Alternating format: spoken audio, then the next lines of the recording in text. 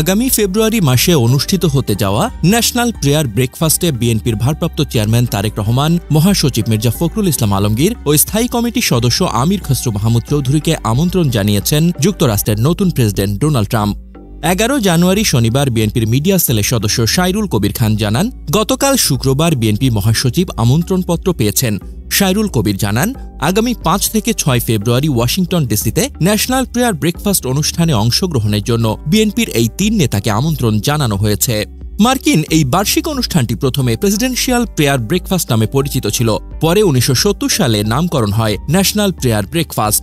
জানা যায়, তারেক রহমানের প্রতি শেখ হাসিনা সরকারের নির্যাতন ছিল চরম। 2007 সালে 1-11-এর সেনা সমর্থিত সরকারের সময় থেকে শুরু হওয়া ষড়যন্ত্রের ধারাবাহিকতায় তার বিরুদ্ধে একের পর এক মিথ্যা মামলা দেওয়া হয়, তাকে দেশত্যাগে বাধ্য করা হয় এবং তার বিরুদ্ধে চক্রান্তের মাধ্যমে তাকে রাজনৈতিকভাবে হেয় করার চেষ্টা করা হয়েছে।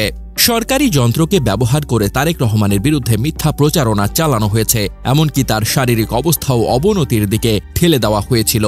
দুর্নীতির ভিত্তিহীন অভিযোগ এবং বিচার বিভাগের রাজনৈতিক ব্যবহারের মাধ্যমে তাকে বিচ্ছিন্ন করার চেষ্টা করা হয়, কিন্তু তারেক রহমান সেই সকল ষড়যন্ত্রকে উপেক্ষা করে আজও অপ্রতিরোধ্য। দেশ থেকে দূরে থাকলেও তারেক রহমান আজও দলের সিদ্ধান্ত গ্রহণে গুরুত্বপূর্ণ ভূমিকা পালন করছেন। তিনি বিএনপিকে শুধু সংগঠিত করেননি, বরং দলীয় ঐক্যকে দৃঢ় করেছেন। তার নেতৃত্বে বিএনপি আন্তর্জাতিক অঙ্গনে নতুন মাত্রা পেয়েছে।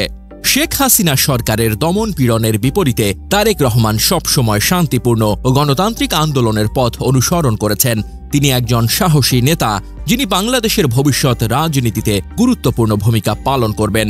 ন্যাশনাল প্রেয়ার ব্রেকফাস্টে তার অংশগ্রহণ বিশ্বব্যাপী তার গ্রহণযোগ্যতার প্রমাণ।